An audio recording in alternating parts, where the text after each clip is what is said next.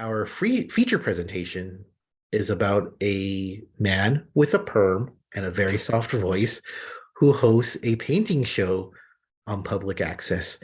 So immediately you'll be thinking, "Ooh, something about Bob Ross." Kinda, but not really. Paint is about a public access, no, not public access, public PBS. Yes, It's public broadcasting. yeah, Yes, a painter named Carl Nargle, amazing name, that's a great who's name. like the most popular host of a public broadcasting system painting show in Vermont. And he's kind of the times have passed him, and a new younger painter joins, and she's become the new toast of the station. So Carl's trying to deal with that and move forward with his life. And Paint is our feature presentation. So this movie is super interesting. I thought, I mean, when you see the poster, you're going to think it's Bob Ross. So there's no way you can Oh not yeah, think about Bob Ross. So um, performances are really what you first have to talk about. And I think Owen Wilson, he did a really good job in this.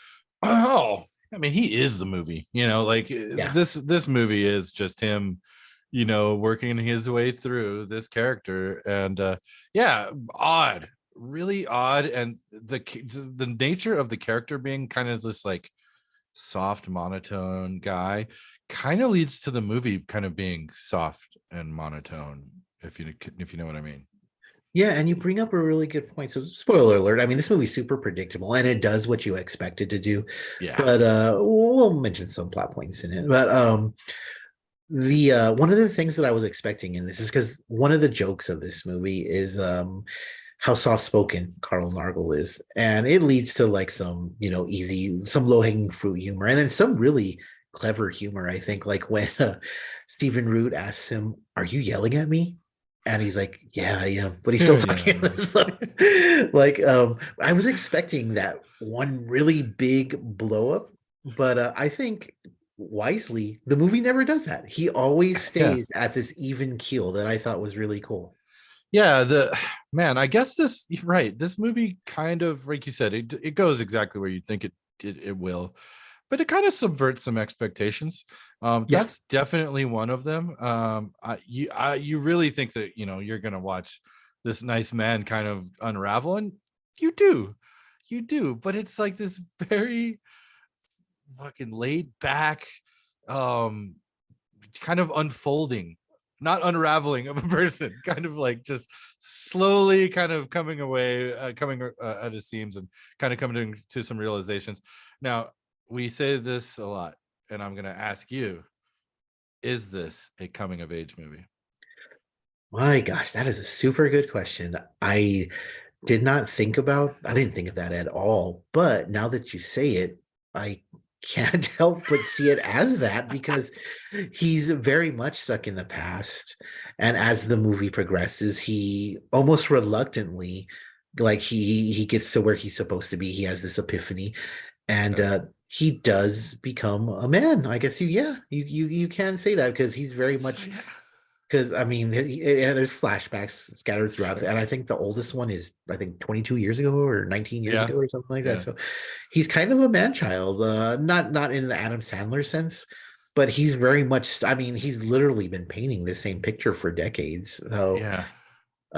yeah, you know what? This is one of the strangest coming of age. Not strange that it's so odd and weirdly No. shot and strange storytelling, but it's just it like flew under my radar. you know, it, it was so strange. Like I got about like halfway through it, and I started to have this kind of like revelation about it, and kind of thinking like, oh shit, we're kind of just we're kind of watching Carl, come to terms that he can't just do the same old shit that he always does and get away with it anymore, and he's forced, which is actually the most interesting part of the movie, is he forces himself. Well, the station forces him to take a look at himself, which in turn makes all the people around him kind of look at themselves too. So it's kind of like this like ripple effect, and it was interesting. As weird as this movie was, this is a really interesting bit of storytelling of watching all these people kind of realize things that they've been doing for years and years, and that they want to change them. And it was, yeah, I couldn't get over the fact that I was like, man, this really is a really strange coming of age tale for all of these people, not only Carl. It's really weird.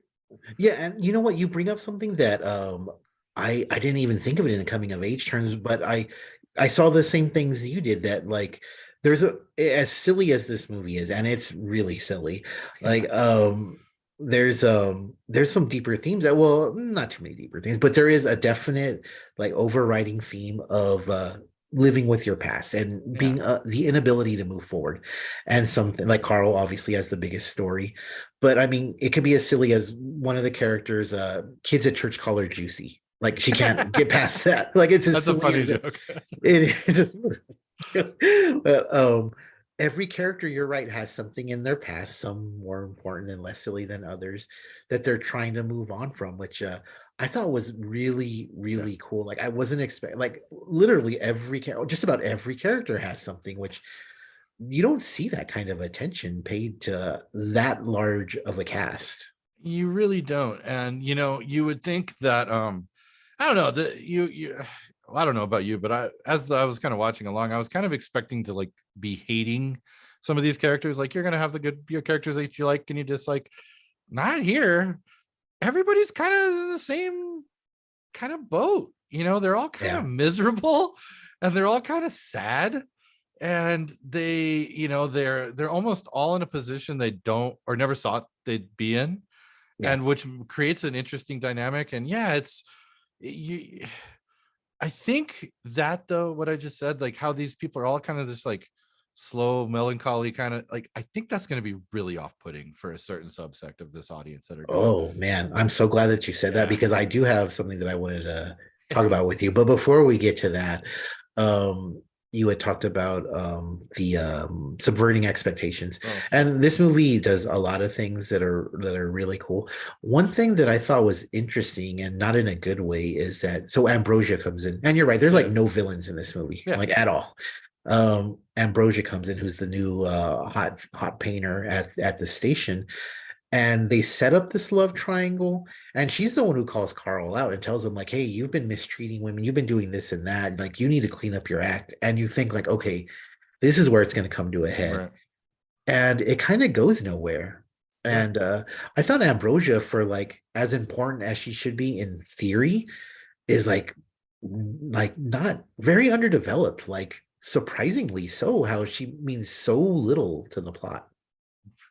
Probably the biggest writing flaw here is that, man, she evaporates from the story. She comes in, she shakes everything up, she's the catalyst, right? Yeah. But that's it.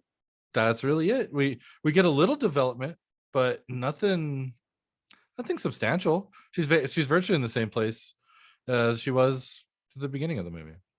Yeah, like she comes in, like she's the one who like shakes everything up, and you're like, Yeah. okay, she's gonna be a big part. She's gonna get people to see, Yeah. what's going on. And she kind of like the whole like throwing a stick of dynamite and then just walking away. Right. Like she just, but it's weird. Like it's like they forgot about her. They do Yeah. really good with the other characters, but like Yeah. one of the most important, they completely ignore, which I thought was really weird. So you had mentioned that some people are going to find this off-putting, and I agree with that. But I saw on Rotten Tomatoes, I thought this was really weird. Like sometimes you'll see something that's whatever 80%, or you'll see something that's 50%, and you'll get it.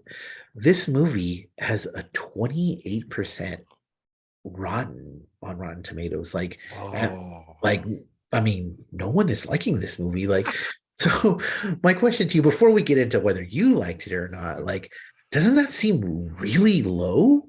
Like, for all its Oh. faults, for all, I mean, what do you, one, does it seem really low? And two, like, what do you think has caused that reaction? Because it totally shocked me. Yeah, okay. So I am shocked that it is that low. To hear that it is low, I would not have been surprised, like that. Right. But the word that comes to mind, and is boring. I think a lot of audience Oh, members must find this movie boring. And goes back to what I said right at the top, is like, It's all monotone, it's all soft, it's all the storytelling is never too high, never too low, it never takes you too far abreast of dead of center.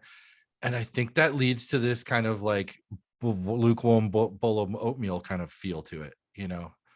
I don't know if you felt that at all. Not that I'm saying I necessarily felt like it was boring, but I could see that, you know. You know what? Like, I didn't think of it in those terms, but yeah, I think you're right. Like, because it doesn't do anything. No, not only does it not do anything noteworthy, like it almost like No. stubbornly says we're following this path, and nothing will take us off of it at all. Like, Yeah. and you're gonna either you like it or you don't. Like it just it doesn't rock the boat like in any way whatsoever. So No. you're probably right on that one. Man, that's really shocking to me, but that's what other people think. So